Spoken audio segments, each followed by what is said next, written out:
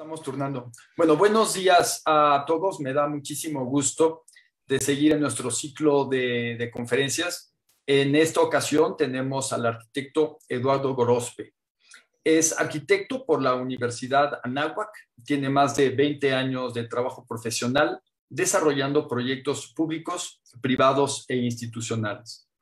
Eduardo Gorospe tiene estudios de maestría en Ciudad por Centro, que terminó en el 2017, con una investigación que desarrolló una metodología para análisis algorítmico del espacio público. Ha desarrollado con su equipo nuevas metodologías de análisis de uso y ocupación del espacio público y ha impartido más de 40 talleres y conferencias en distintas universidades de México. Y actualmente es docente en la Ibero. Eduardo, nos da muchísimo gusto tenerte con nosotros. Bienvenido a nuestro ciclo de conferencias y pues un placer que estás en casa. Muchas gracias, Bernardo. Muchas gracias. Gracias por la invitación y gracias a todos los que están conectados por su tiempo para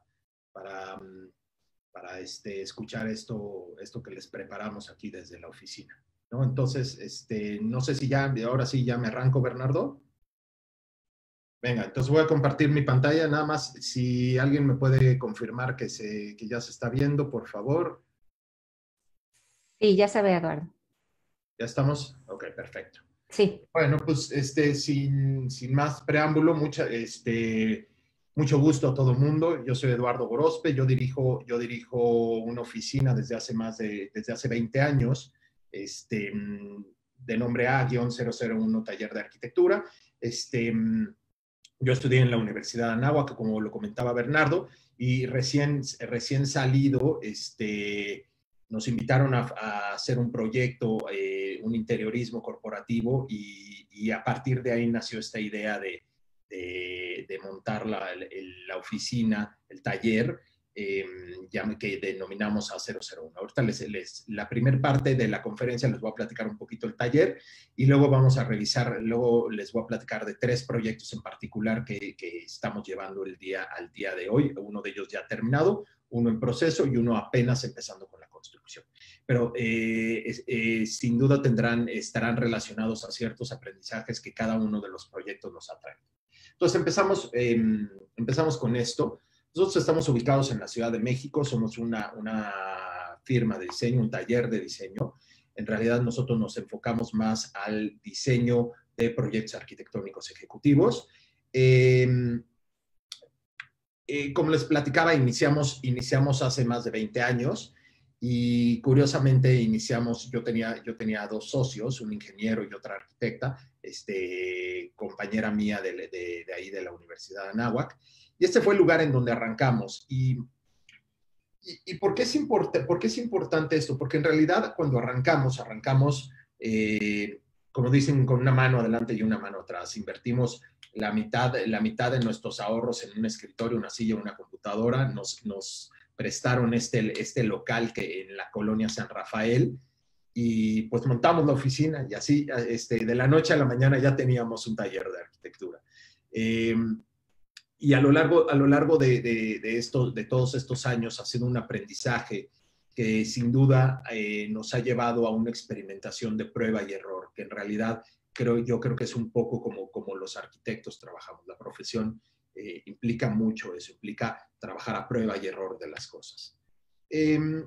Nos denominamos un taller y no un despacho, no una oficina, porque para nosotros muchos de los recursos que se utilizan dentro de la profesión, como son maquetas, como son croquis, como son render, collage, en realidad funcionan más como un proceso de toma de decisión que como un producto final. Nos gusta entender que los dibujos es una forma de entender la arquitectura, es una forma en la cual empezamos a cuestionar las ideas, y los dibujos los repetimos cientos de veces, hacemos muchas maquetas porque en un taller el proceso de gestión de las ideas tiene que someterse a un proceso de repetición.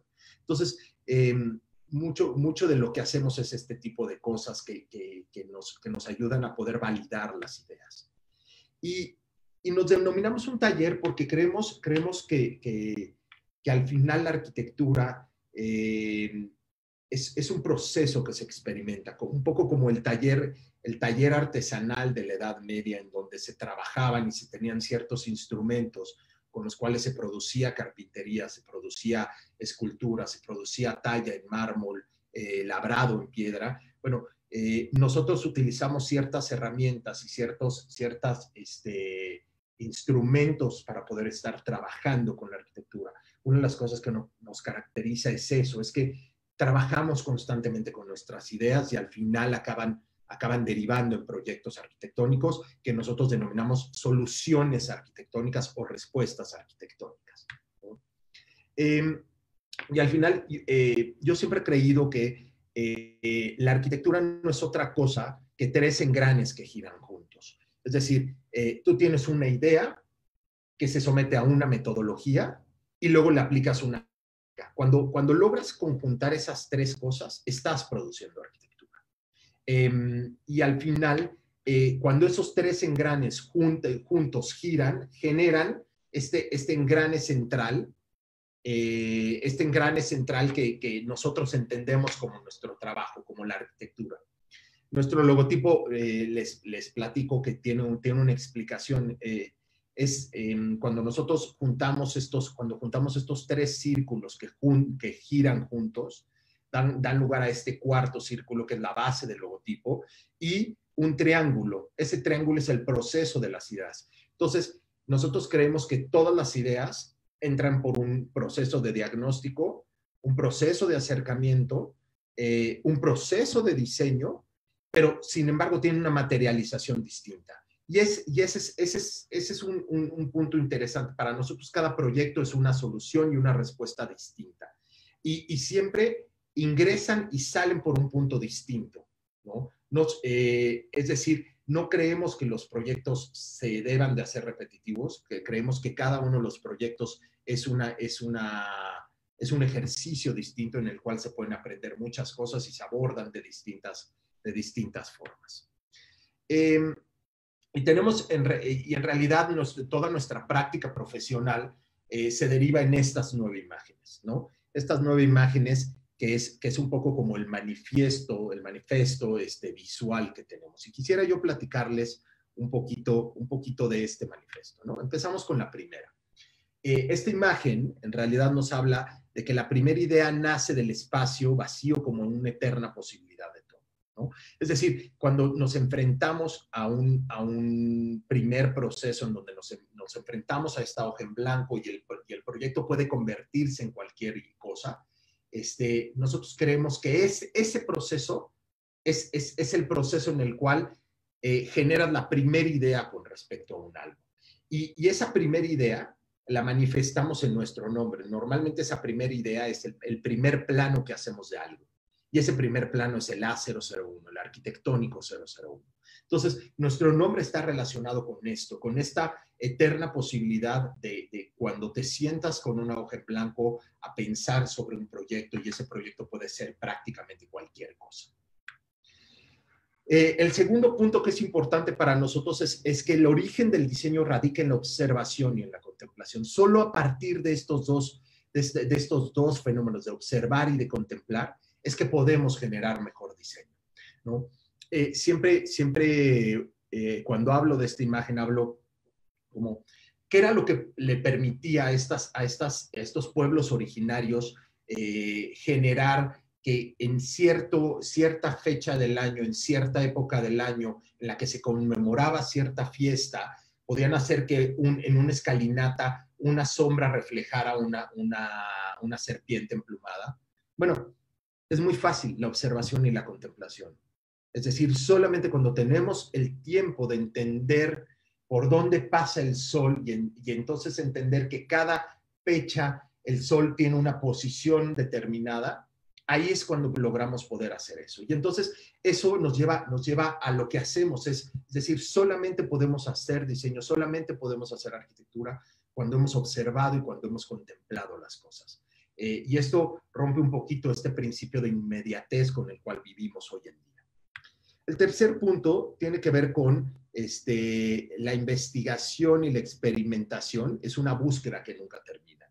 Para nosotros el proceso de hacer maquetas es un proceso constante, es decir, estamos constantemente haciendo maquetas porque las maquetas lo que nos permiten es esto, es representar esta búsqueda, los dibujos también. Entonces, nuestro trabajo es una búsqueda y una experimentación, por eso nos denominamos un taller. Y en el proceso de experimentación, creemos que pensar es dar forma. O cada vez que estamos pensando, cada vez que estamos haciendo una maqueta, que estamos haciendo un dibujo, en realidad estamos manifestando una forma de pensamiento. A mí esta me gusta mucho. Este es un diagrama de un escritor polaco que siempre me cuesta mucho trabajo pronunciar su nombre, pero él dice que el proceso de la arquitectura está fundado en el principio de la incertidumbre. Y al final, de lo que habla es del punto de partida y la solución arquitectónica. Y que todos estos puntos son callejones sin salida de un proyecto. Pero en realidad, cada uno de estos puntos a los cuales no llegamos a nada, realmente van construyendo al proyecto. Entonces, pareciera, dice Juhani Pallasmaa, que los arquitectos acumulamos incertidumbres y no éxitos, ¿no? Y al final creo que así es como se sienten siempre los proyectos, ¿no? Hay que estar tirando cientos y cientos de dibujos que no sirvieron para nada para poder llegar a uno que sí sucedió. Y otra cosa con la cual comulgamos mucho en este taller es que la genuina belleza habita en la naturaleza de las cosas, el paso del tiempo sobre ellas. Es decir, creemos que los materiales tienen una vida propia, que tienen unas características propias, tienen una tactilidad propia, tienen una materialidad propia y tienen una forma de envejecer. No negamos la posibilidad de que la arquitectura envejezca. Y que envejezca en donde se haga evidente la pátina del tiempo. La arquitectura es parte de eso. No creemos en la arquitectura que se mantiene nueva por siempre, ¿no? Trabajamos con la experiencia de la arquitectura. Yo siempre he creído que la experiencia del espacio es una de las cosas con las que trabajamos y es uno de los procesos más divertidos que tenemos los arquitectos en las manos. El octavo punto es que el cuidado por el detalle permite construir cosas excepcionales. De hecho, en realidad, lo único que permite construir cosas excepcionales es el cuidado por el detalle. Y al final esto se liga mucho con el principio de observación y de contemplación. Solamente cuando observas y contemplas es que puedes entender el detalle de las cosas para poder construir y diseñar cosas excepcionales. Y por último, que ese es uno de los que más me gusta, y es que creemos en el concepto de hacer lugar. Arquitectura que se vive a través de la conexión humana. Para nosotros la conexión con los humanos es lo más importante que tenemos, porque en realidad yo siempre he creído que la arquitectura es la relación que se guarda entre el humano y el objeto arquitectónico, entre la obra arquitectónica. Para mí, la obra arquitectónica no es la arquitectura es la relación que se da entre uno y otro. Henri Lefebvre hablaba, y lo pone metafóricamente, diciendo que cuando tú te paras frente a un espejo, ¿en dónde está el reflejo? ¿El reflejo está en tus ojos o el reflejo está en el espejo? Porque en realidad sin espejo y sin ojos no funciona el sistema de reflejo.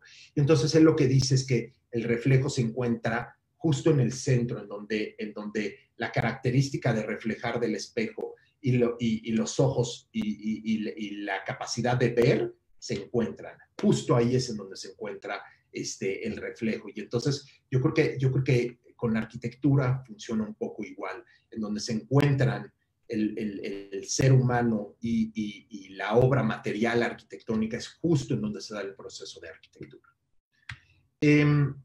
Diseñamos muchas tipologías. Yo nunca he creído en los procesos de especialización, es decir, en ser una oficina que solamente hacemos interiorismo corporativo. Procuramos hacer muchas tipologías de muchos tamaños. Para nosotros, cada proyecto es importante por el proyecto, no por la tipología ni por la escala. Y trabajamos básicamente en tres escalas o en tres rubros grandes, que es urbanismo, arquitectura y diseño interior. Ahorita en esta presentación les voy a hablar un poco de urbanismo, de arquitectura y de diseño interior. Ese es un poco como el temario de esto.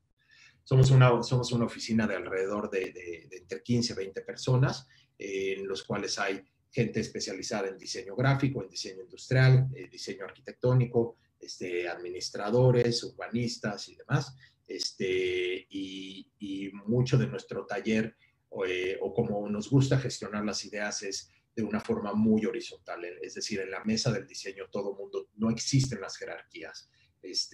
Buscamos integrar las ideas de todo mundo a la mesa, porque yo creo que así es como emergen los buenos proyectos. Y de nuevo hablar un poquito del proceso, ¿no? Cómo a través del dibujo, a través de las maquetas conceptuales, a través de esta experimentación, cómo estas herramientas en realidad no son productos terminados para nosotros, sino son más bien una forma en la cual gestionamos las ideas y vamos validando las ideas. Y otra cosa que es muy importante, dentro de la oficina existe un área en particular que nosotros denominamos el think tank de la oficina, que en realidad no hace otra cosa que investigar.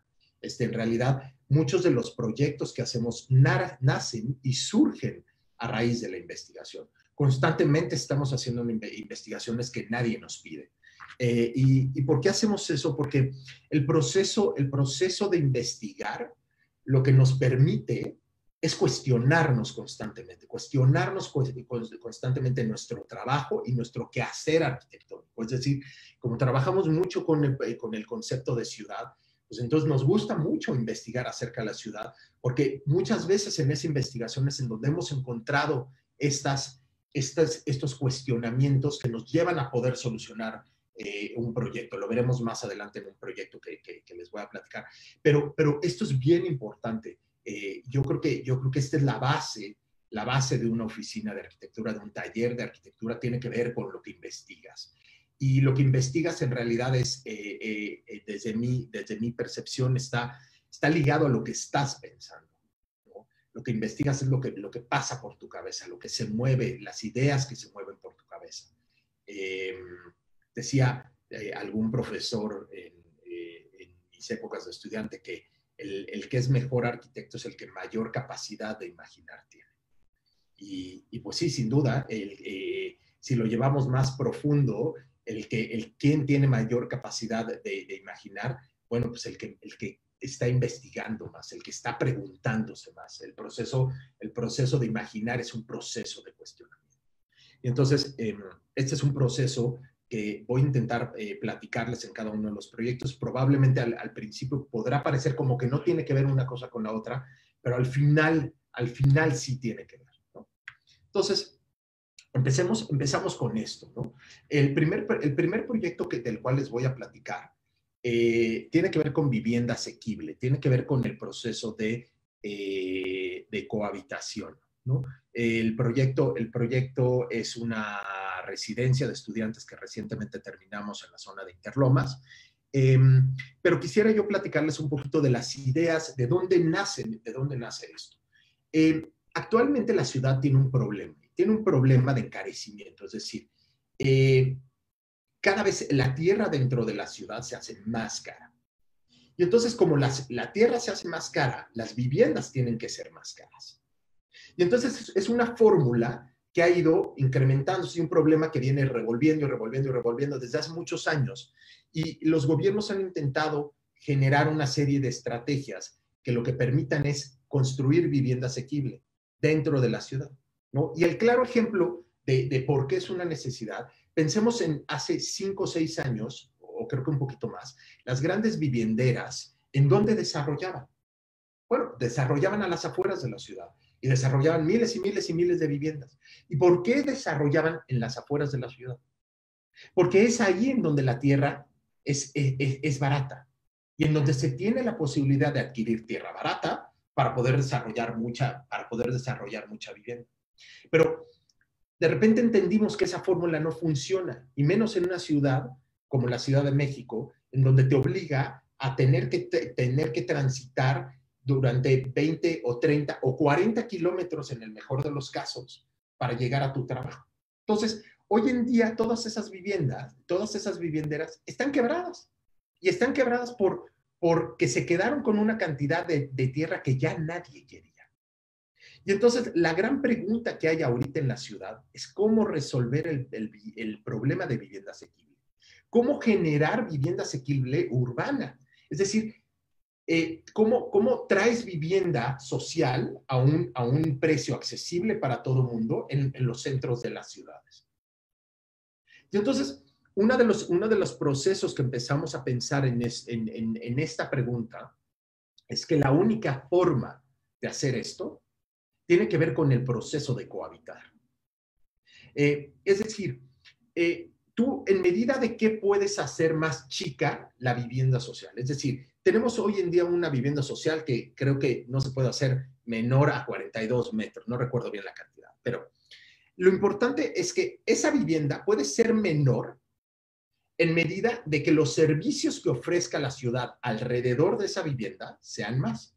Entonces existe una relación, una correlación indirectamente proporcional entre la cantidad de servicios o espacios públicos que la ciudad ofrece contra qué tamaño puede tener la vivienda. Es decir, si yo puedo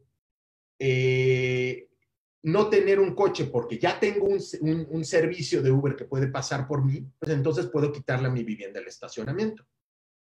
Y así le puedo ir quitando cosas en medida de que me los ofrezca la ciudad. Y entonces, en esta correlación, ¿no?, urbana, existe una correlación en el proceso de habitar, de cohabitar. Es decir, tú la unidad privativa de una cohabitación la puedes hacer más chica en medida de que las áreas comunes crezcan. Es decir, un sistema de cohabitar no es otra cosa que un sistema a escala de cómo gestionas la ciudad. Y entonces lo que nosotros decimos es que la única forma de resolver el problema de vivienda asequible dentro de la ciudad es a través de sistemas de cohabitar. Pero lo contradictorio de esto es que la normativa en México no existe un proceso que reconozca la cohabitación. Es decir, hoy en día, si tú quieres hacer una residencia de estudiantes, tú tendrías que apegarte al uso de suelo de un hotel. Cosa que no es cierta, porque no estás haciendo un hotel. Entonces, dentro de toda la norma de desarrollo urbano, no existe esta figura que reconozca la cohabitación. Y entonces, pues sin duda, el problema de generar vivienda asequible va a ser complicadísimo resolverlo.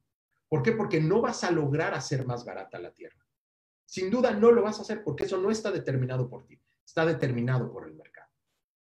Y entonces, así es como surge este proyecto. Este proyecto surge con esta idea de cómo volver potencial un terreno. Es decir, el cliente tenía un terreno en el cual solamente podía hacer una casa habitación.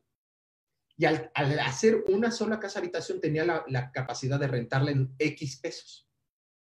Y entonces ahí es en donde decidimos generar un proyecto de residencia de estudiantes, en donde le permitiera al cliente poder sacar mucho más rendimiento de una propiedad y entonces generar un sistema de cohabitar, ¿no?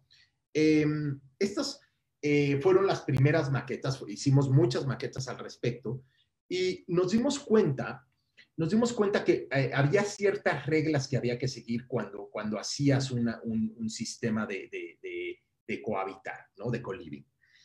La primera regla que entendimos es que el área libre que normalmente tenías que tener concentrada, la tenías que desmembrar. Es decir, tienes que tener muchas áreas libres distintas para poder almacenar muchas actividades. Punto número 1.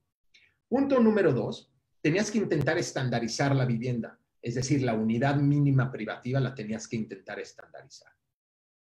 Punto número 3, tenías que generar mucha perímetro de circulación, porque en medida de que más habitaciones privativas tengas, necesitas generar mucho más perímetro para poder iluminar y ventilar cada una de estas.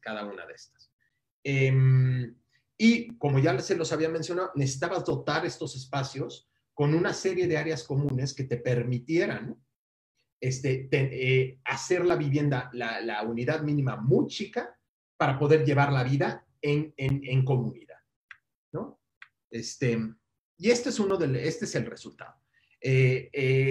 Nos dimos que había 3 árboles muy grandes, 2 de ellos unos laureles muy grandes, y entonces nos dimos cuenta que lo que queríamos y que la mejor solución era generar un sistema de dedos que se abrieran entre sí para respetar estos árboles, y que estos árboles fueran el remate visual de estos patios. A la hora de generar estos dedos del proyecto, estas articulaciones generaban una serie de patios en los cuales se dividía todo el área libre y quedaban rematados y resguardados por las copas y por los troncos de los árboles.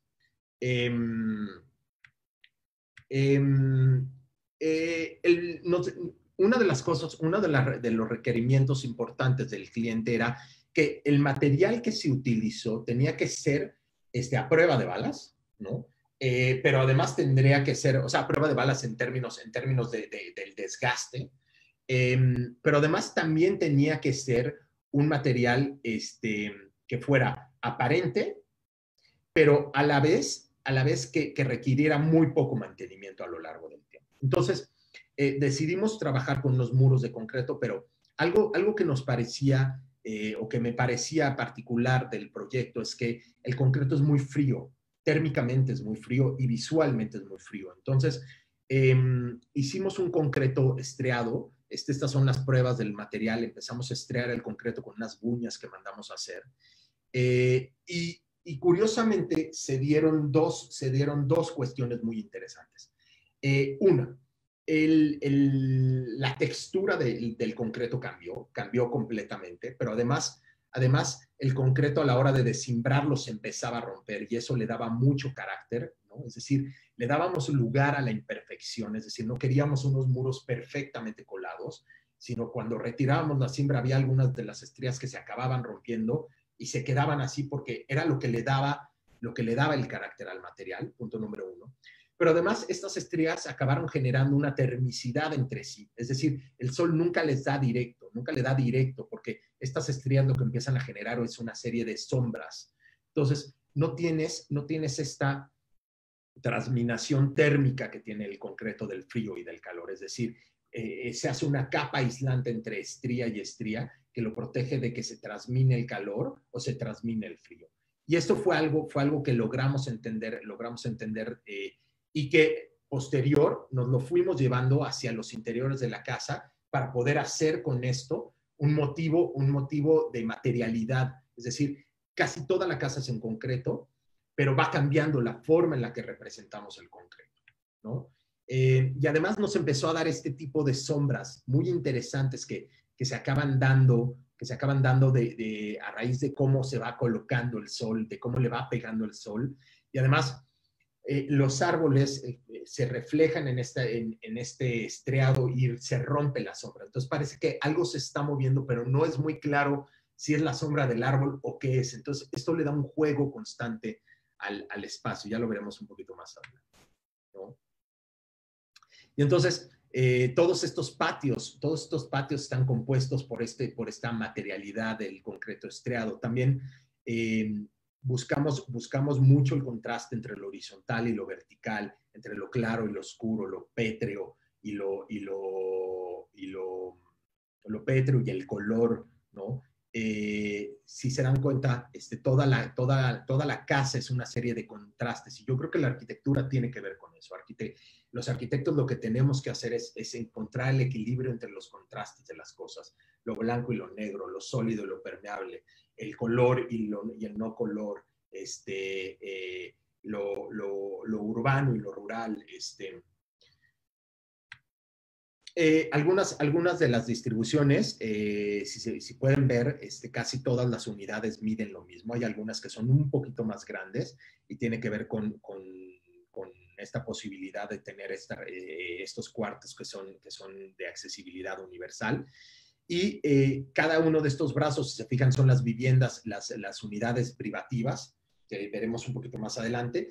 Y todo en el entretanto, es decir, en el in-between de estos módulos es en donde se da la vida colectiva, ¿no? Se da la vida colectiva en una serie de salas, en una serie de cocinas, de gimnasios, de cuartos de estudio, de azoteas, ¿no?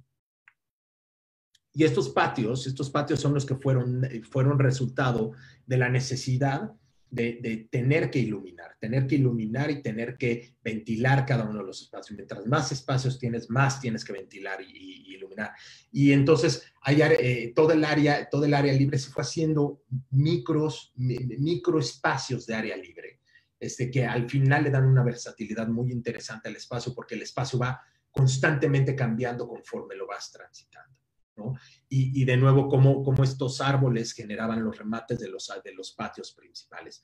En realidad son unos patios muy angostos, en realidad son patios que muchos de ellos tienen 2 metros, ¿no? 2 metros por casi 2.5 alturas. Entonces, pero no se sienten como que estás encerrado en un callejón, ¿no? Al final, estos patios se coronan con las copas de los árboles y se generan estos espacios en donde estás resguardado del calor, por la misma copa del árbol, y convives con la naturaleza que ya existía dentro del mismo espacio. Las unidades mínimas están compuestas básicamente por una cama, un escritorio, un closet, un lavabo y un baño privativo que tiene un WC y una regadera. Y todas las unidades tienen una terraza. Se retrajeron los canceles de forma tal que tú puedas abrir el cancel aún a pesar de que esté lloviendo. Y entonces esto te permite que el cuarto se haga un poco más grande. En realidad son cuartos muy pequeños, son cuartos de 12 metros cuadrados, pero en realidad cuando estás ahí no se siente chico porque tienes todo lo que necesitas. Y eso fue uno de los estudios más interesantes de esto. Al final, llegar a la medida de cuál era la medida correcta que tenía que tener la unidad, sin duda fue todo un reto, ¿no? Y de nuevo, esto viene en correlación. En medida de que yo puedo hacer más chicos las unidades, necesito más áreas comunes. Algunas de las áreas comunes, como pueden ser a la izquierda, estas barras de trabajo, cuartos de televisión, zonas de estudio regadas por la casa. Y si se fijan cómo la materialidad de este concreto estriado es lo que le da forma a la casa. Es decir, no tenemos casi ningún muro pintado de ningún color, pero parece que es otro muro, ¿no? Le va dando esta serie de remates a los espacios. Y vean qué chiquito es la colindancia. La colindancia, hay partes en donde son casi 60 centímetros entre la barda de colindancia y el propio volumen arquitectónico. Y esto también nos ayudó a ir generando esta forma de tensión en la luz. Entradas muy, muy sesgadas de luz que te permitían entender que más allá del volumen existe otra cosa. Y entonces, como la luz le va entrando, el proyecto va cambiando conforme va cambiando la luz. Otra cosa interesante es que utilizamos la azotea para generar unas jardineras. Son unas jardineras muy grandes que están llenas de árboles frutales. Y la idea de estas jardineras que están integradas a la arquitectura es que tú puedas tener ahí unos huertos urbanos. Es decir, en la parte de arriba tienes unos limones, unas toronjas, unas limas, naranjas. Tienes una serie de huertos en donde tienes albahaca, hierbabuena, tienes mejorana, romero rastrero. Tienes una serie de cosas que se van cosechando en las azoteas y a lo largo de toda la jardinera, de todo el proyecto de paisaje. Entonces, pues tú puedes subir, cortar un limón si necesitas un limón o puedes cortar un poquito de romero para hacerte un té, o de albahaca si necesitas para tu ensalada. Y la idea es que el paisaje fuera un paisaje activo del cual se pudieran empezar a generar algunas cosas. Y esto nos dio una azotea que se vive de una forma muy interesante, porque se vive más como un jardín a doble nivel, porque de un lado tienes los troncos de estos árboles frutales, pero del otro lado tienes las copas de los árboles que te van resguardando. Y entonces la azotea se vuelve un espacio de uso interesante, o de nuevo un espacio de convivencia común, en donde tienes unos asadores y tienes una serie de salas, una serie de hamaqueros. Me gustaría pasarles este pequeño video que habla un poquito más del espacio.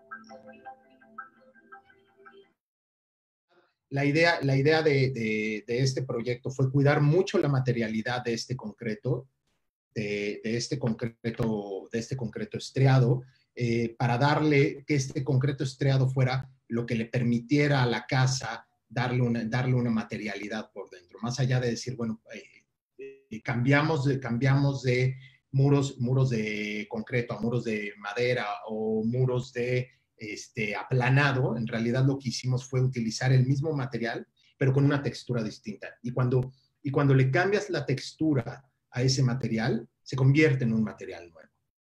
En realidad así es como buscamos poder generar ese material. Ya casi terminábamos este primer proyecto, y uno de los grandes aprendizajes que tuvimos a la hora de hacer este proyecto es esto que les comentaba yo anteriormente, que en este proyecto se buscó cuidar los detalles al por mayor. Es decir, yo recuerdo que las cimbras de estos estriados las tuvimos que bajar 3 veces. 3 veces porque estaban mal. Es decir, no empataban con la ventana o no empataban con a dónde queríamos que llegaran estos cortes. Y entonces, pues las cimbras se tuvieron que hacer 3 veces, y muchas veces son las cosas que se tienen que hacer en aras de poder cuidar este nivel de detalle que buscamos con respecto a las cosas. Entonces, ese es uno de los primeros aprendizajes que tuvimos en este proyecto. Se está cargando el disco duro externo, todavía no termina de cargar, por lo tanto todavía no puedo abrir la presentación, pero si me dan unos minutitos. Y les voy platicando del siguiente proyecto, aunque me vaya yo adelantando. Dejen nada más, entonces lo voy a buscar aquí y se los voy a presentar de otra forma. En el inter de que carga.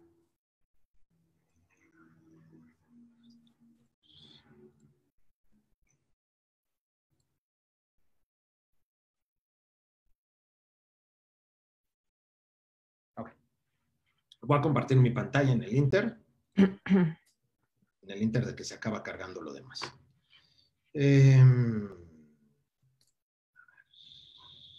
Miren, ya está cargado. Aquí.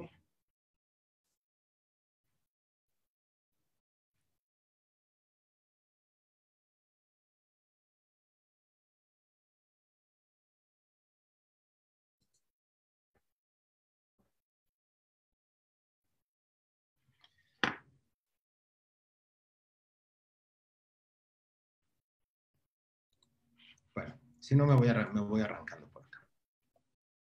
Ok. De seguro todo el mundo vio esto, ¿no? Todo el mundo vimos este meme.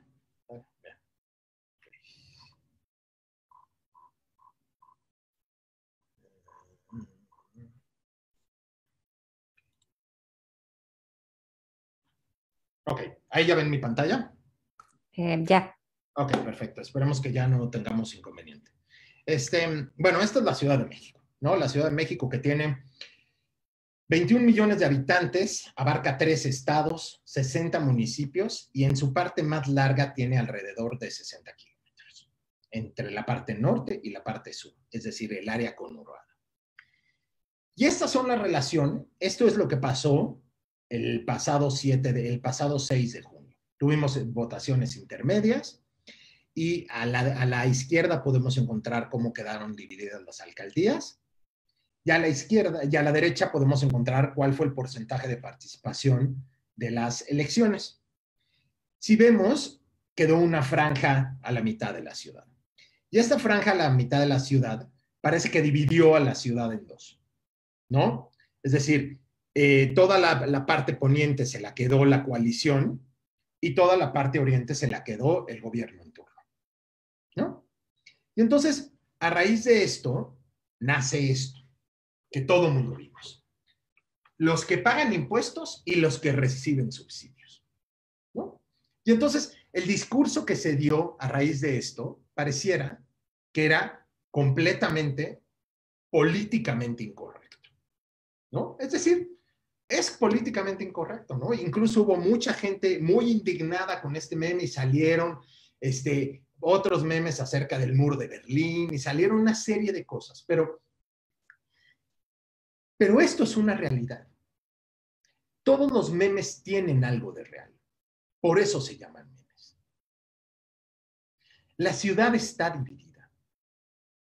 Y entonces, esta es una de las investigaciones que actualmente estamos haciendo, que hace algunos meses dieron pie a un proyecto. Y lo que quiero decirles es qué es lo que es incorrecto y lo que es correcto de ese meme. Porque hay mucho real de ese meme y hay mucho irreal de ese meme. Entonces, esta es la Ciudad de México y esta es la ubicación de los lagos y es el proceso de desecación. El Valle de México, el sistema de cuenca del Valle de México, estaba compuesto por 5 lagos. El más grande era el lago de Texcoco. Pero han de saber que el lago de Texcoco no era un lago de agua dulce, era un lago salino. ¿Y por qué era salino? Porque todos los demás lagos escurrían al lago de Texcoco. Y entonces iban arrastrando una serie de sales y de minerales que se vertían al lago de Texcoco. Entonces el lago de Texcoco no tenía un agua que fuera potable, ¿no? Y entonces, curiosamente, cuando se deseca el lago y vemos el mapa de riesgo de inundaciones y el mapa de zona cero del sismo del 2017, ¿en dónde vemos que hay más riesgo de inundación y en dónde están los predios que más se dañaron con el sismo de 2017? Pues del lado oriente. Y esto solamente nos habla de una cosa. Históricamente, las personas mejor acomodadas económicamente en la Ciudad de México se acomodaron en el poniente. ¿Por qué? Porque las tierras tenían un mayor valor urbano. Y las de oriente, que era en donde estaba el lago, tenían un menor valor urbano. ¿Por qué? Porque tenían riesgo de inundación, porque eran suelos salinos que no te permitían cosechar y sembrar mucho, y además eran pantanosos. Entonces, en realidad, sí, la gente menos acomodada económicamente se ha tenido que ubicar en el oriente de la ciudad y la gente mayormente acomodada se ha tenido que acomodar en el poniente. Si vemos la mancha urbana, en realidad la mancha urbana pues ha crecido tendida hacia la zona oriente. Y no solamente eso, sino vean cómo están distribuidos los servicios de salud pública, los mercados públicos, el sistema de transporte público y los lugares de esparcimiento. Curiosamente, tenemos mucho más actividad y mucho más equipamiento en el lado poniente de la raya. Y entonces, ¿en dónde tenemos mayor densidad de población? Bueno, pues sin duda la mayor densidad de población está en el oriente, es decir, la gente vive mucho más en el oriente. ¿Por qué? Porque tenemos unos grados de marginación y de pobreza importante que ¿en dónde se tienen que ubicar? En la zona oriente de la ciudad, que es en donde las tierras lo permiten. Vean grado de marginación y vean los grados de escolaridad. Curiosamente responden también a la línea. Es decir, tenemos mayor marginación en el lado oriente de la ciudad y tenemos menor grado de escolaridad en el lado oriente que en el lado poniente, en contraste. Sin embargo, como el presupuesto se distribuye per cápita, tenemos más dinero asignado al lado oriente que al lado poniente. Entonces aquí entramos a una paradoja. No es un tema de dinero. No es un tema de que no haya presupuesto, porque el mayor presupuesto está distribuido en el oriente. Entonces, si no es un tema de dinero, es un tema de política pública. No queda de otra. Las principales alcaldías que aportan al Producto Interno Bruto de la Ciudad de México también están al poniente de la ciudad. Y si encontramos los principales centros corporativos y centros financieros, también están en el poniente de la ciudad. Entonces, de nuevo se vuelve a ser un tema de oportunidad, un tema de política pública y un tema de gestión de ciudad. Y si nosotros vemos un mapa de uso de suelos y ubicamos los usos mixtos, que en realidad son los que permiten construir estos centros financieros importantes, encontramos que todos los centros financieros acaban cayendo en lugares en donde tenemos usos mixtos. Entonces, tenemos una ciudad dividida. Sin duda, el meme es completamente real. La ciudad ya estaba dividida. Solamente las elecciones dibujaron una raya que ya estaba pintada desde hace muchísimo tiempo.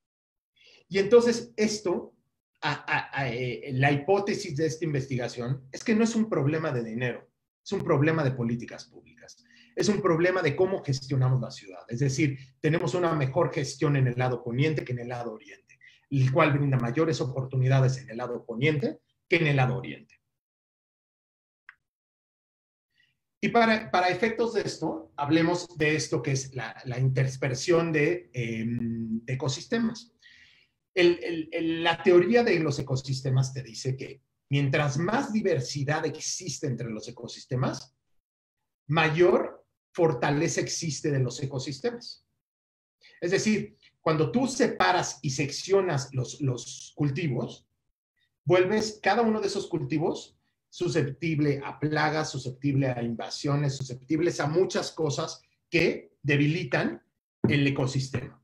Sin embargo, cuando tú haces una mezcla de ecosistemas y haces una siembra distinta que se está entremezclando entre sí, lo que generas es estas convergencias de ecosistemas. Y en esos ecosistemas, en esas convergencias, que si nos lo llevamos a un tema urbano, realmente serían los usos mixtos, es en donde se genera la fortaleza del sistema. Por lo tanto, lo que le da fortaleza al sistema urbano, sin duda, son los usos mixtos. Y entonces ahí es en donde entramos a este proyecto. Rubén Darío, ¿no?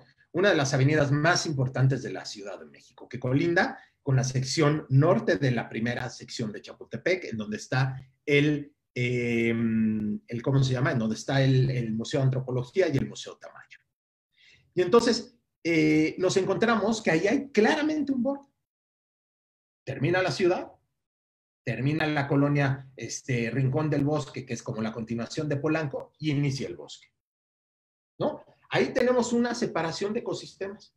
Termina el bosque, inicia la ciudad, termina el bosque, ¿no? Pero curiosamente, lo que pensamos que siempre ha sido un bosque, no siempre fue un bosque. Esta es una imagen de 1934.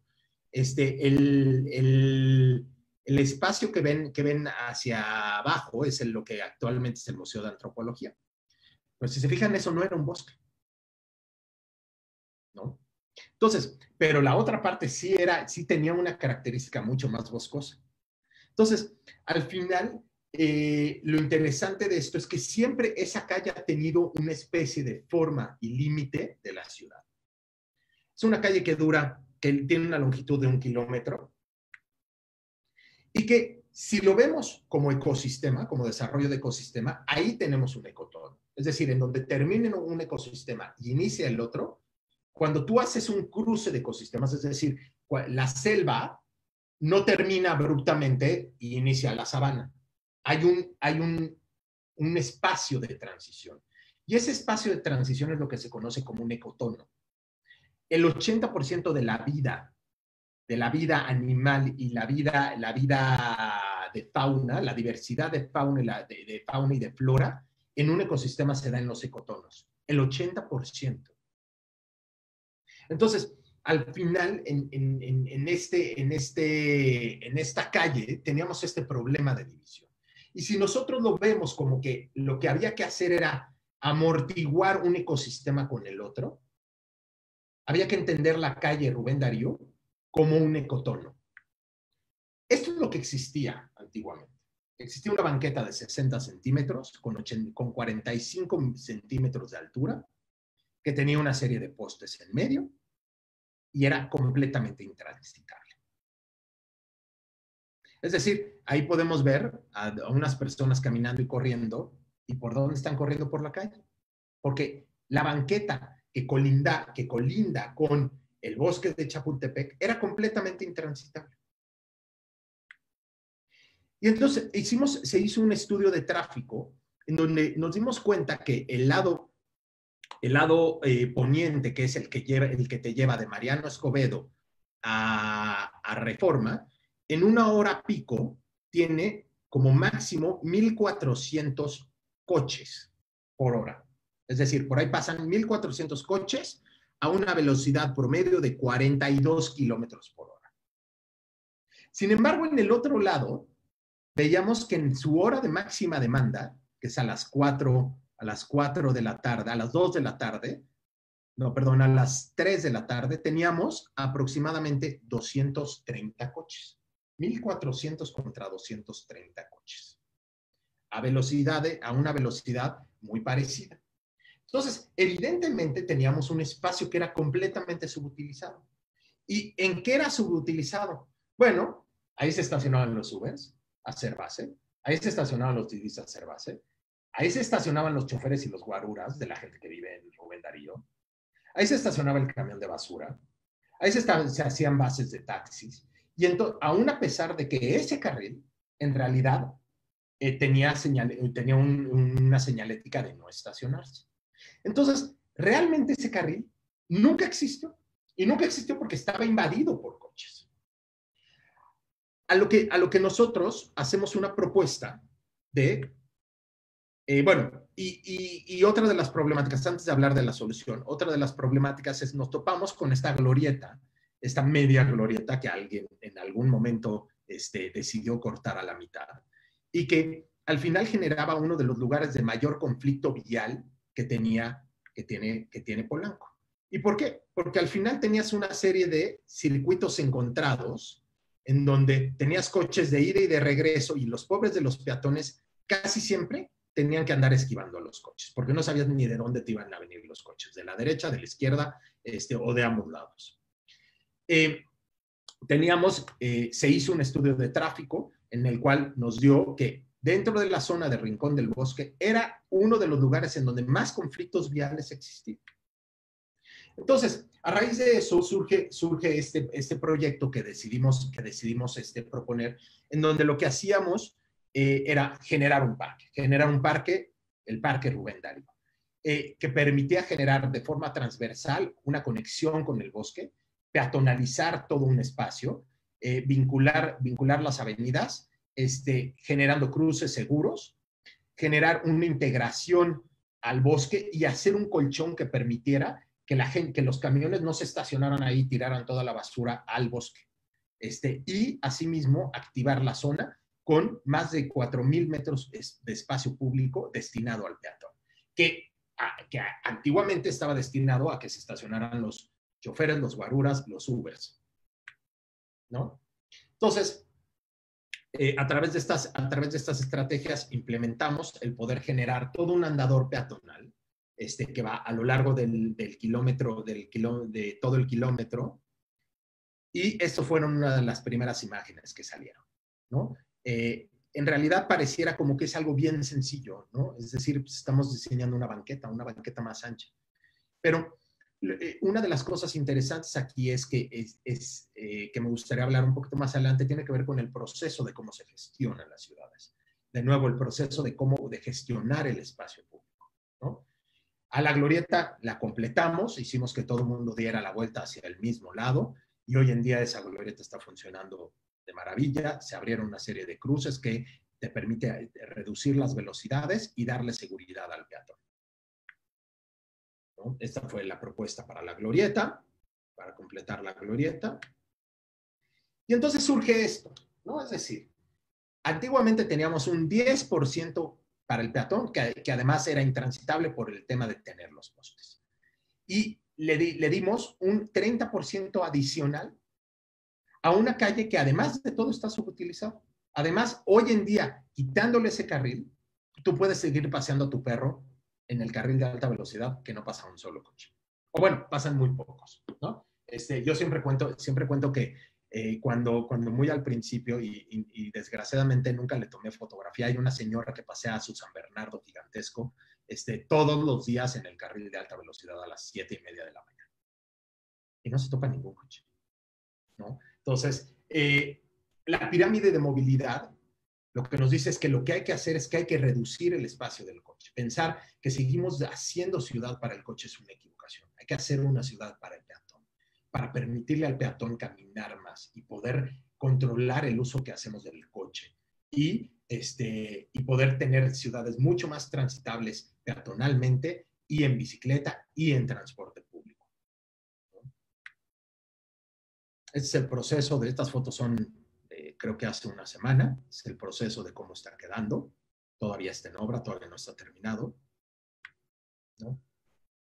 Pero entonces nos topamos con esto, ¿no? Nos topamos con que el proceso de gestión es un proceso, el proceso de gestión de la ciudad es un proceso complicado, ¿no? Se nos ha acusado de que matamos árboles, de que nos robamos un metro del bosque de Chapultepec, que dañamos por siempre el bosque de Chapultepec, que verdaderamente hicimos coladeras que no sirven de nada, que realmente no son coladeras, son pozos de infiltración. Y lo interesante de esto, más allá de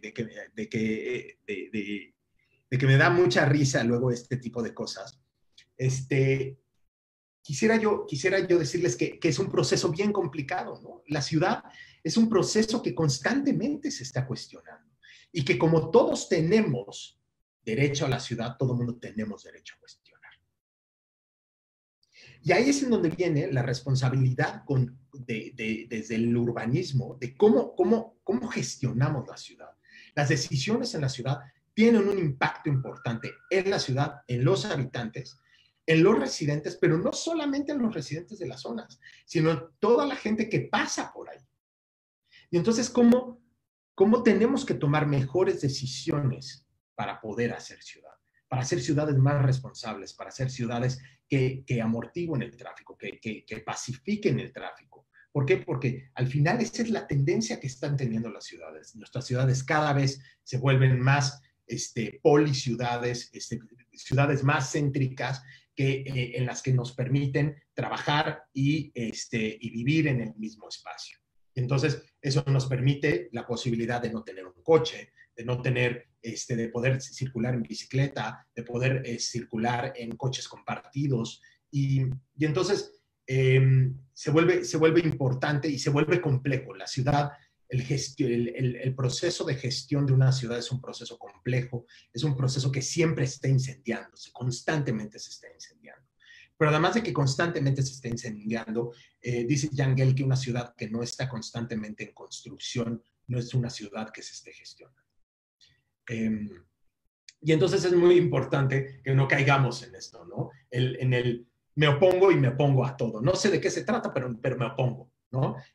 Siempre hay que pensar la ciudad desde la posibilidad que tiene y, pues, sin duda, ese cambio de ciudad, esa construcción de ciudad es un proceso que nunca termina. La ciudad se está viviendo y se está construyendo constantemente. Y pues en el ínter de que se construye, pues probablemente va a ser molesto para muchas personas y para muchas opiniones. Y va a ser sujeto a muchas opiniones, las cuales como urbanistas tenemos que tomar en cuenta para efectos prácticos de poder gestionar en bien de todos. Y por último, quisiera yo platicarles de este proyecto, que es un proyecto que estamos haciendo en el centro histórico. Es un hotel de 30 habitaciones, pero antes que nada me gustaría de nuevo iniciar con un proceso de investigación. Este es un proceso de investigación que surgió a raíz de la pandemia, ¿no? Actualmente, ¿no? Tenemos un déficit de 12 millones de metros cuadrados de vivienda, ¿no? Es decir, en la ciudad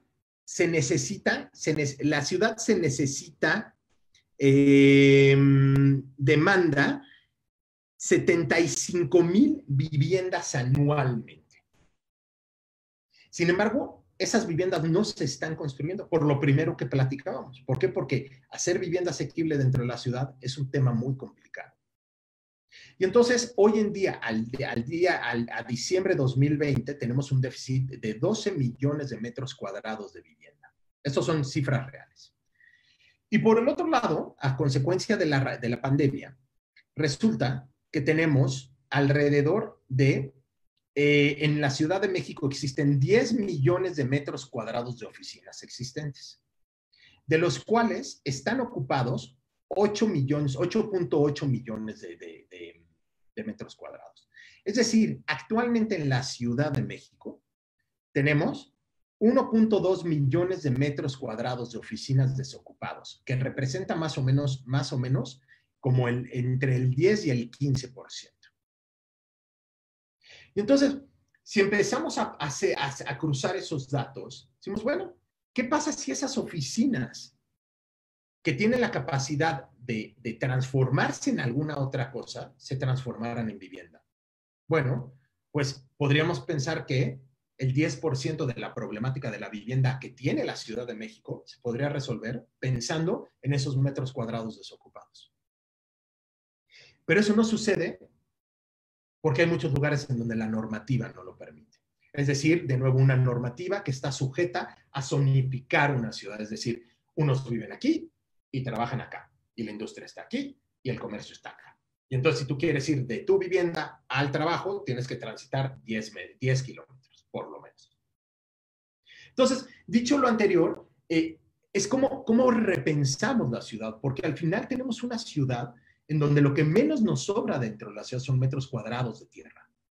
Y entonces esto nos sujeta a la posibilidad de poder repensar los inmuebles que ya existen. Y así es como surge esto, así es como surge este proyecto, un hotel barda con barda del Templo Mayor. Este es el Templo Mayor para los que no lo conocen, y el Templo Mayor en la Ciudad de México, de hecho el centro histórico en la Ciudad de México, está lleno de esto, está lleno de estas dicotomías que son dicotomías, estas capas históricas que se intersectan, es decir, tenemos capas de la conquista, pero también tenemos capas prehispánicas, pero tenemos capas coloniales y capas modernas, todas en el mismo lugar. Es un poco este mismo esquema, ¿no? Es como la geología. La geología, pues tú tienes capas de tierra que se intersectan con otras capas históricas. Entonces, la pregunta es, cuando un cliente de nosotros adquiere un predio que está barda con barda de Templo Mayor, nos dice, ¿y ahora para qué lo utilizamos? Ya lo compramos, ya lo tenemos, ¿y ahora qué hacemos con él? En el predio nos encontramos, este es el predio, ¿no? Justo Sierra número 17, que en realidad fue el último predio que se expropió para la excavación de Templo Mayor. Es decir, hasta ahí alcanzó el dinero para excavar Templo Mayor. Y se levantó el muro de las inscripciones hecho por Pedro Ramírez Vázquez. Entonces, nos topamos este inmueble y nos topamos que era una casa de 1874 de 2 niveles, compuesta por 3 patios, donde toda la parte inferior era la parte de servicios y en la parte de arriba se desarrollaba la casa. Una casa muy típica colonial, con unos muros muy gruesos, hechos a partir de piedras y cal, y unas viguerías de madera. Antiguamente la casa tenía solamente 2 niveles. Aquí podemos ver 3 niveles. Lo cual nos hizo tener que referirnos a estas fotografías históricas que fuimos encontrando. La primera es de 1941, 50 y 85. Y cuando empezamos a darnos cuenta que las sombras de cómo se proyecta la luz nos daban unas alturas distintas, entonces entendimos que ese inmueble tenía varias intervenciones. Y así es como fuimos entendiendo qué capa pertenecía a qué época. Este es el muro de las inscripciones para los que no lo conocen. Y en realidad, nosotros colindamos con el muro de las inscripciones. Es decir, nosotros vemos la parte de atrás del muro de las inscripciones. Este GIF nos habla de la colindancia, ¿no? Cómo esta colindancia quedó ahí rezagada. Son alrededor de 1.20 m que están ahí rezagados y que reciben una poquita luz por 15 minutos al día, ¿no? Y originalmente, cuando nosotros entramos al predio, estaba completamente lleno de basura. Esto estaba al tope de basura, ¿no? Se necesitaron más de 150 camiones de escombro para sacar toda la basura que había aquí. Cuando pasa el predio por salvamento arqueológico, como la normativa, Salvamento Arqueológico encontró esta ventana arqueológica en donde nos encontramos una columna de una casa mucho más antigua, de alrededor de 1600, que al parecer pertenecía a un conocido de Hernán Cortés, y debajo de eso nos encontramos con un basamento piramidal, ¿no? Una plaza piramidal, ¿no? Y entonces, ¿qué haces con esto? ¿No? Es decir, ok, parte del trabajo de un patrimonio histórico es poner en valor el patrimonio. Entonces, antes que nada, había que limpiar el monumento y decir, bueno, una vez limpio el monumento, ¿qué hacemos con el monumento? ¿Cómo le haces para resignificar ese monumento? ¿Cómo te diferencias de ese monumento? Y entonces, ahí es cuando entendimos y cuando nos fuimos hacia una solución en madera. Todo el proyecto, todo el edificio, toda la intervención está hecha en madera de fresno, laminada estructural. Y nos dimos cuenta que este sistema de madera lo que nos permitía es que la madera tiene toda la capacidad de resistencia a la flexibilidad, a la tensión que tiene el acero, pero también resiste la compresión del concreto. Entonces, en un lugar sísmico tienes el beneficio de la tensión que resiste el acero y la compresión que resiste el concreto con un material mucho más ligero que el acero. Y además, mucho más sustentable que el acero. ¿Por qué? Porque todas estas vigas laminadas estructurales salen de bosques certificados que se siembran para hacer edificios de madera. Actualmente, en lugares como Noruega, como Finlandia, se están construyendo edificios hasta de 24 niveles de madera. Una cosa que no sabíamos que sucedió es que cuando empezamos a investigar de la madera, bueno, resulta que la madera tiene mucho mayor resistencia al fuego que el acero. Es decir, el acero más o menos empieza a fundirse alrededor de los 950 grados Fahrenheit o centígrados, no me acuerdo. Y que la madera tiene la capacidad de resistir casi 1300. A diferencia de que la madera no colapsa, es decir, la madera no tiene momento porque el carbonizado protege al núcleo de la viga. Entonces, en realidad, un edificio de madera que se incendia no se cae. Uno de acero sí. Entonces, todas esas propiedades empezamos a hablar de ellas y lo que hicimos fue esto. Hicimos un puente, una especie de gran viga Birenbelt, que se sienta sobre el monumento. Lo que pueden ver en piedra es el monumento. Sé que yo les había dicho que la casa originalmente tenía 2 niveles. La primera adaptación es ese tercer nivel que se le ve al frente. Es algo que, como se intentó hacer muy parecido a lo que ya existía, se ganó un lugar como parte del monumento. Y el INAH nos pidió mantenerlo. Pero entonces en la parte de atrás, la idea es sentar un cuerpo de madera, el cual, si se fijan, hay unas patas que atraviesan, que claramente se pueden ver.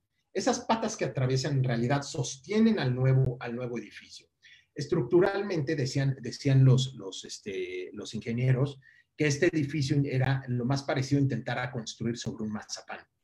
Y en realidad en uno de estos ejercicios, todos los muros existentes prácticamente tienes que pensar que cargan cero. Es decir, como no se pueden determinar, como no tienen una carga, como no tienen un elemento estructural, un marco rígido, en teoría tú tienes que hacer que el edificio tenga la capacidad de levantarse por sí solo. Pero además este edificio tenía que tener la característica de poder contener a estos muros de mazapán, estos muros de piedra que además se desgajan nada más de tocarlos.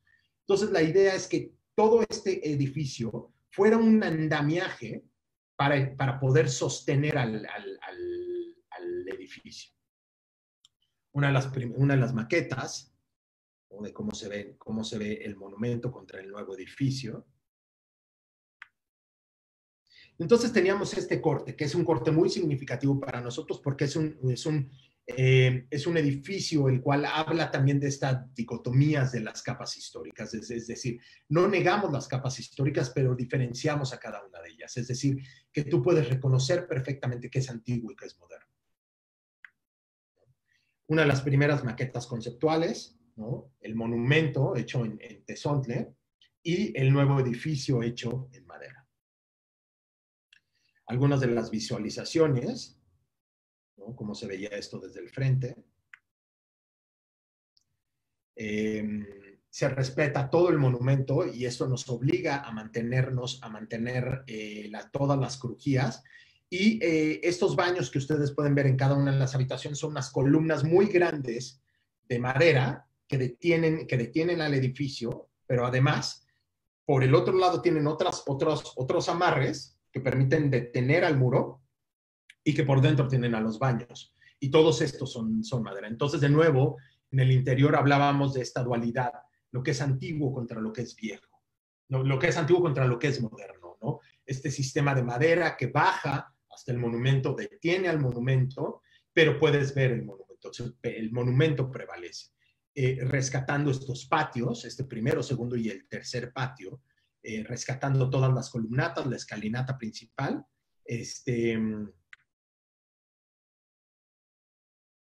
otra vista de la maqueta. Y cómo este cuerpo tiene la capacidad de autodetenerse, es decir, es un gran puente, es una gran viga Birnbelt que se sienta sobre un monumento, pero en realidad casi trabaja de forma estructural distinta. Algunos de los cuartos, algunos de los pasillos en donde caen todos estos polines de madera, estas vigas y estas columnas de madera, y cómo van deteniendo las colindancias y van deteniendo a los muros preexistentes, sin negar al monumento, pero tampoco sin negar la modernidad de lo que es nuevo. Los cuartos del estrato histórico, es decir, cómo los cuartos en los primeros dos niveles se integran los materiales nuevos contra los materiales antiguos. En la parte de atrás tenemos todo un sistema de wellness, que es una especie de spa. Y luego a partir del segundo nivel es en donde ya es el edificio de pura madera, ¿no? Encontramos esta colindancia abierta a partir de la cual iluminamos toda la parte posterior, porque los cuartos modernos ven hacia los patios y los otros no, porque no tienen esa posibilidad. Y entonces cambiamos el lenguaje, ¿no? De nuevo es un lenguaje homogéneo, pero a la vez muy distinto. Todo el edificio, la estructura se vuelve la apariencia y la materialidad del cuarto. Todo el cuarto está hecho en madera de fresno, vigas, techos, lambrines, piso. Y viendo de nuevo hacia esta colindancia, que sin duda debe de ser parte de la pirámide que en algún momento se debe de haber hecho, alguna cresta de pirámide debe de haber sido convertida en este muro de colindancia.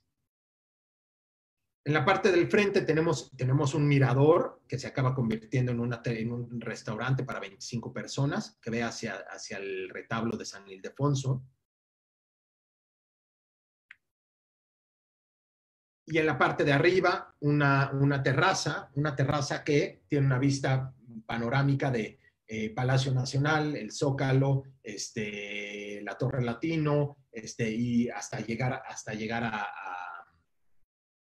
a San Ildefonso. La maqueta.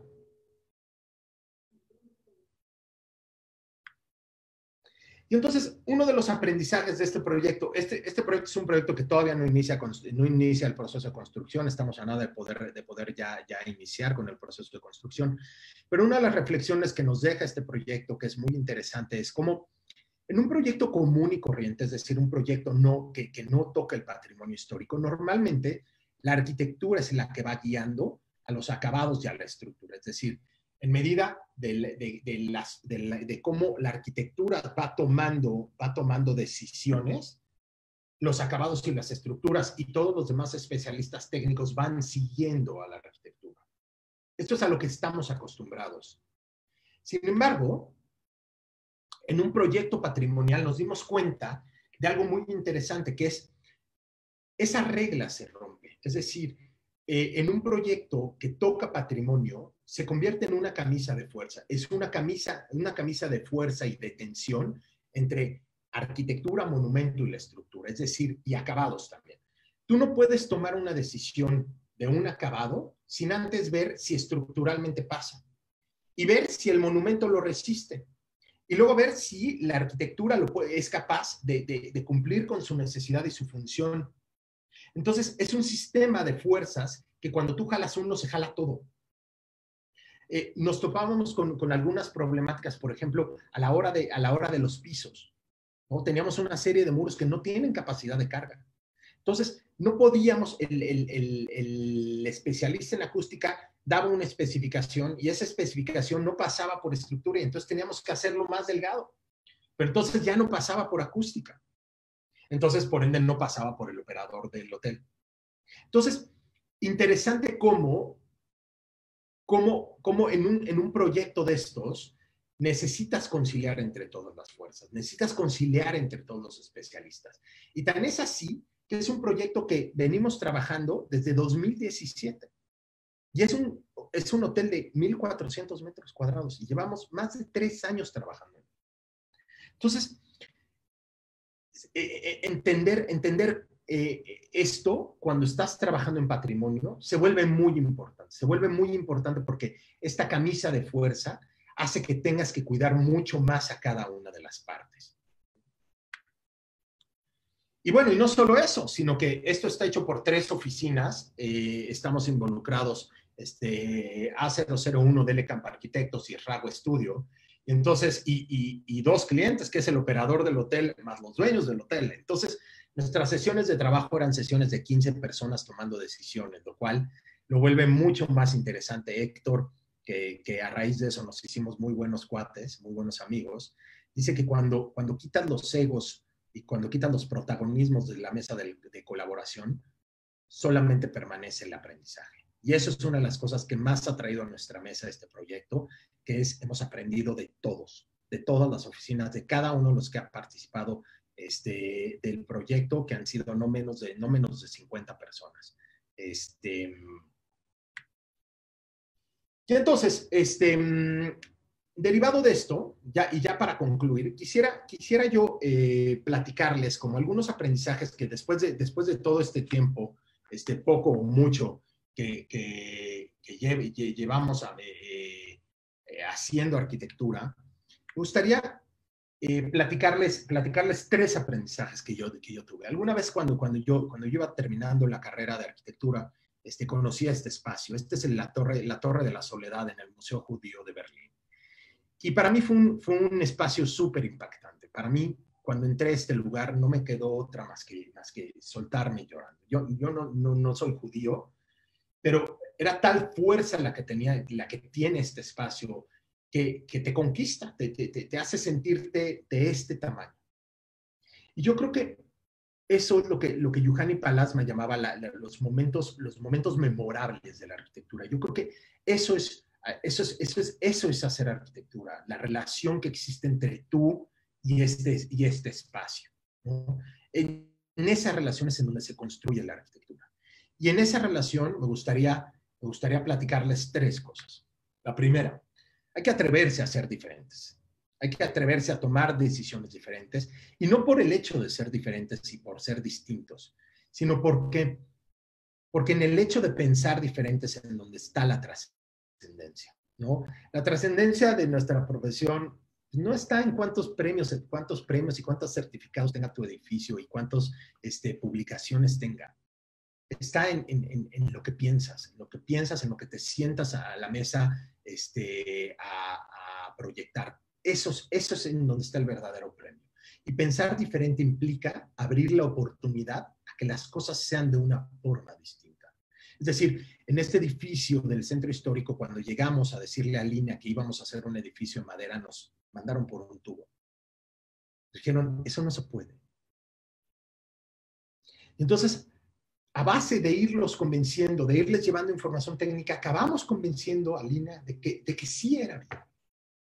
Y no solamente era viable, que era una muy buena solución y que es una muy buena fórmula para poder hacer ejercicios en el centro histórico y más en una ciudad sísmica. El segundo aprendizaje es esto. En realidad, este es un arte japonés que se llama kintsugi.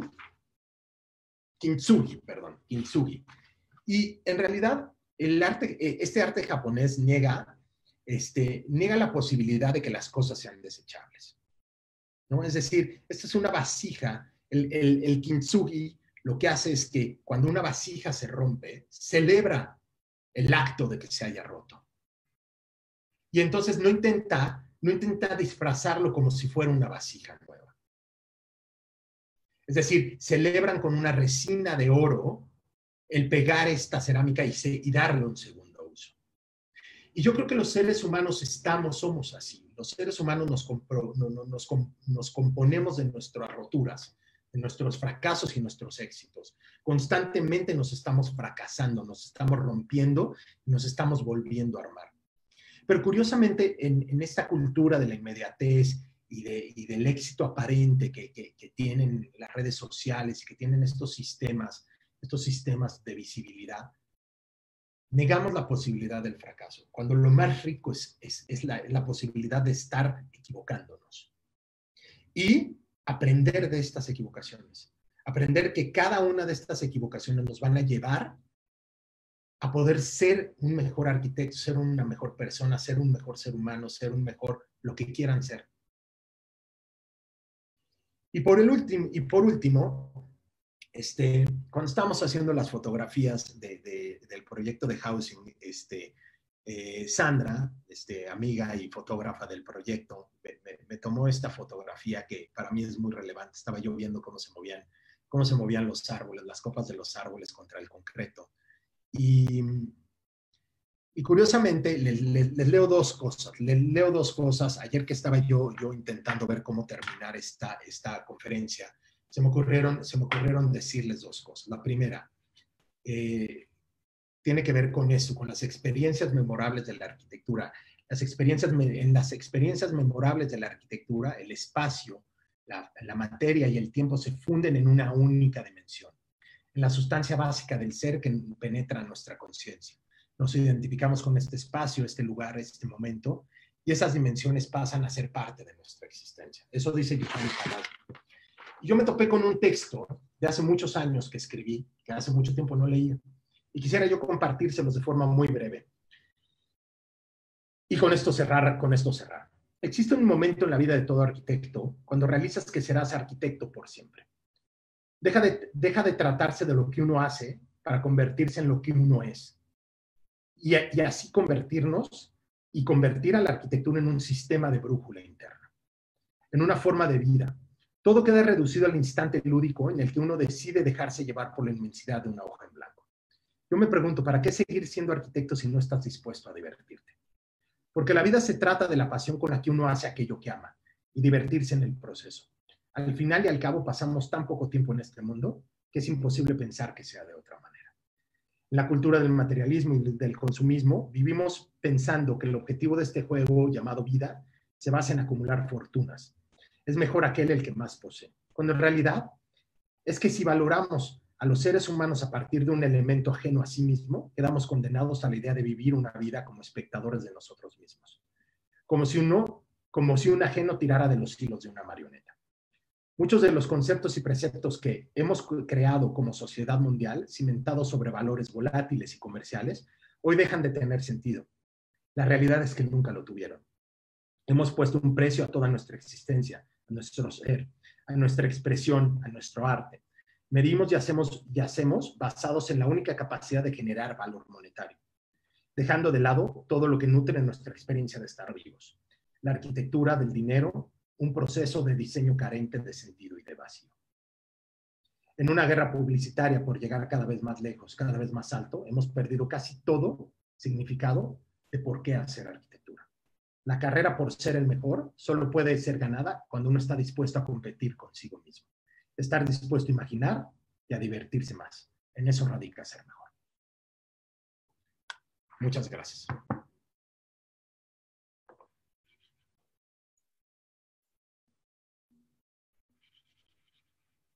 Muchísimas gracias, Eduardo. Bueno, algunos alumnos se han tenido que ir por sus horarios a clases, pero aquí tenemos, a lo mejor tenemos rápidamente tiempo de hacer una de las preguntas que nos dejaron aquí. Bueno, está la pregunta. Y hay una última pregunta que pide ¿Qué fuentes de información recomiendas para hacer investigaciones como las que mostraste en la presentación? Hijo, yo creo que la primera fuente es uno mismo, ¿no? La primera fuente es uno mismo, es qué inquietudes tienes, qué inquietudes, qué cuestionamientos te surgen acerca de la arquitectura, qué cuestionamientos te surgen acerca de la ciudad. Lo primero que creo que hay que hacer es, hay que estarse preguntando constantemente cosas.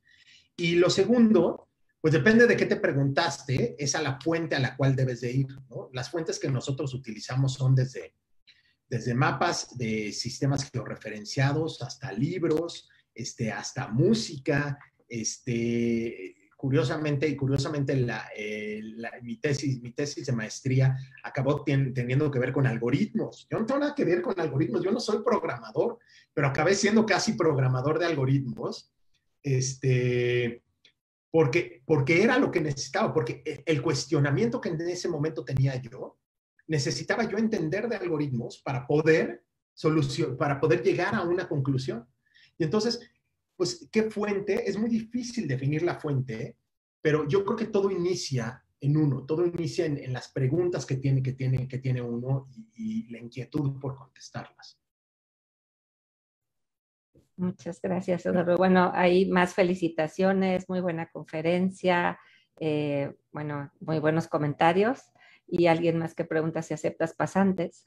Sí, claro, con mucho gusto. Si constantemente estamos aceptando gente, les paso el correo es jobs, J-O-B-S, @a-medio001.com. Ahí pueden mandar toda su información y con mucho gusto hay alguien aquí en la oficina que se encarga de revisarlo y de filtrar y de contestar. Muchas gracias, Eduardo. Y pues ahora Jorge nos va a hacer a cerrar, ¿no? Esta conferencia con su reflexión. Gracias.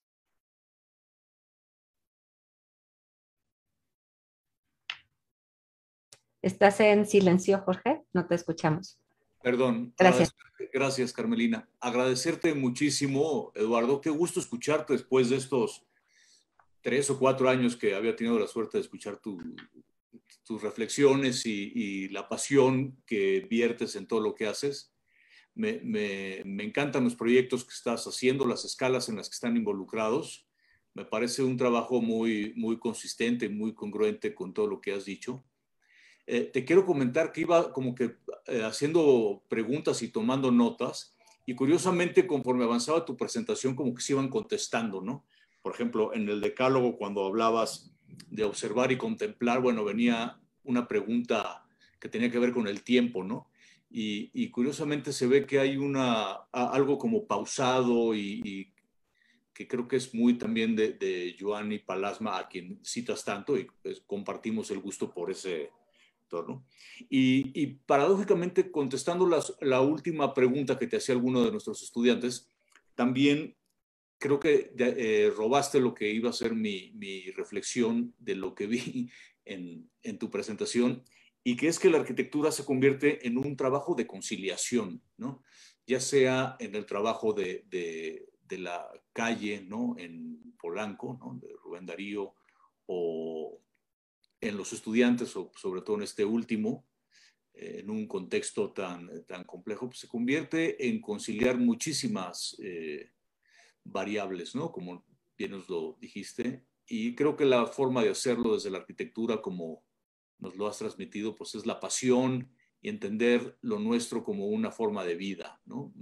Que también, pues, ya lo mencionaste. Entonces, creo que más que una reflexión, he subrayado algo que nos has dicho, y son variables y son temas, atributos en los que coincidimos completamente, como te lo comenté la vez pasada.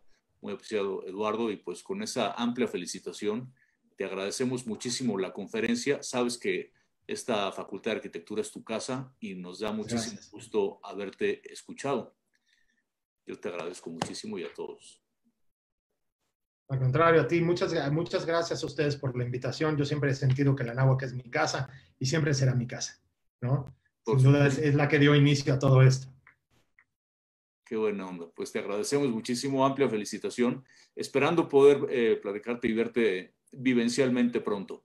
Seguro, con mucho gusto. Muchas gracias a todos por su tiempo. Muchas gracias. Hasta luego. Hasta Muchas luego. gracias. Hasta luego.